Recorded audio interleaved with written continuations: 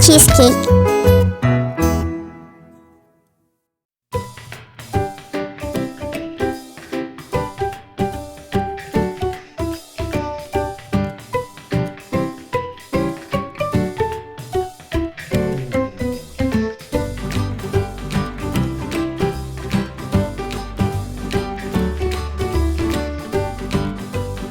In a bowl with a crushed graham, pour the melted butter.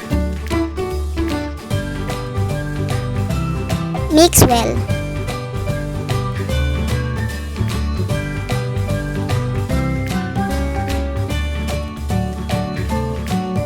In a spring foam pan, place the crushed graham.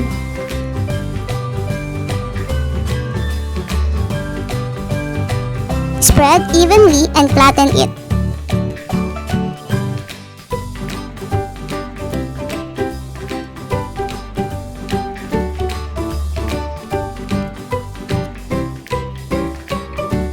Perfect! Freeze for 30 minutes.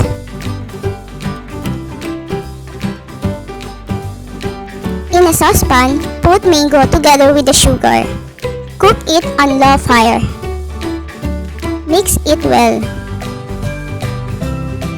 Gently mash the mango into a soft pulpy state. When it boils, add the lemon juice. Mix well and cook for 1 minute. Set aside.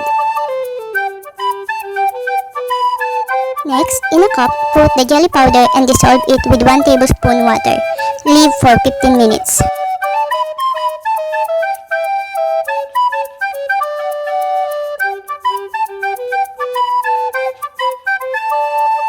Next, in a mixing bowl, whisk the all-purpose cream until stiff peaks.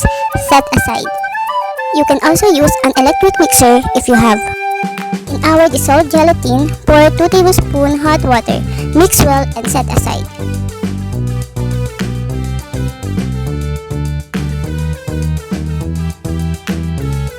After, get another mixing bowl for our cream cheese.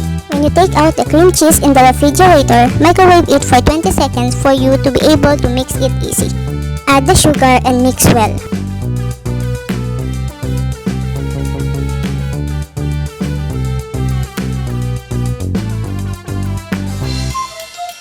Then add the yogurt and lemon juice.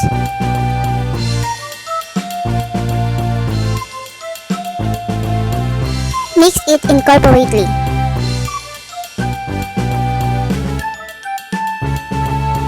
Add the gelatin.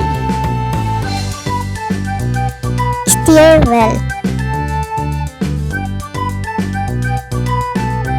Add the made whipped cream.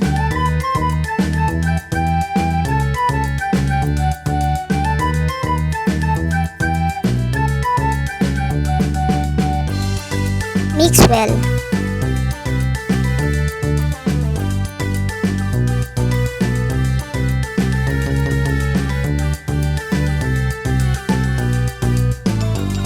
Next, add the gelatin to the mango puree.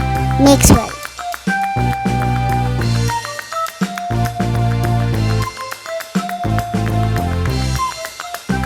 In cheesecake base, pour the cream cheese mixture.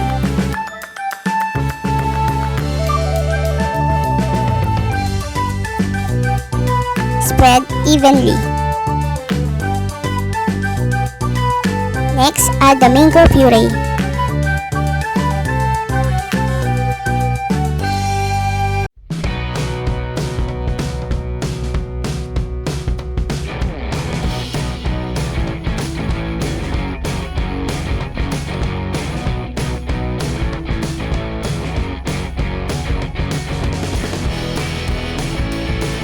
Pour again the cream cheese mixture.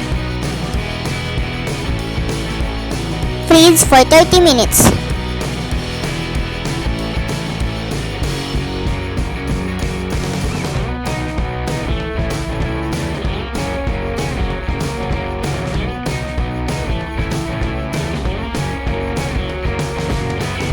To make the toppings, decorate your cheesecake into your desired style.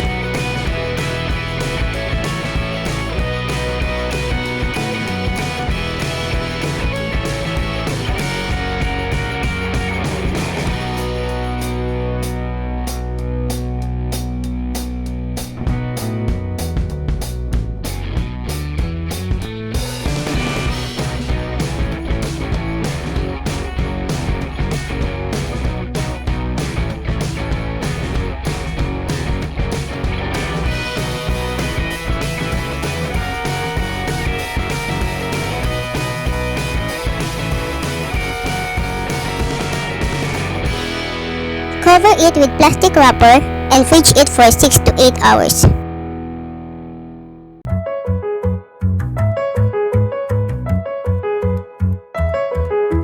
Once the cheesecake has set, cover the pan with a steam towel to soften it.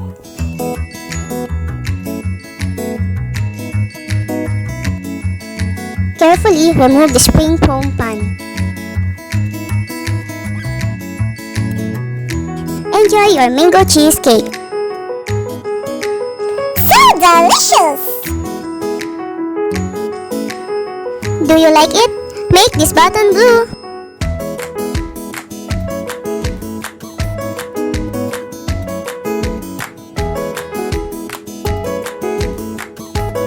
Like, subscribe, ring the notification bell, and comment down below. Also, don't forget to follow and like us on Instagram and Facebook at AnnJoyable TV for new posts. Para happy you, happy me, happy tayo! Salamat! Thank you for watching!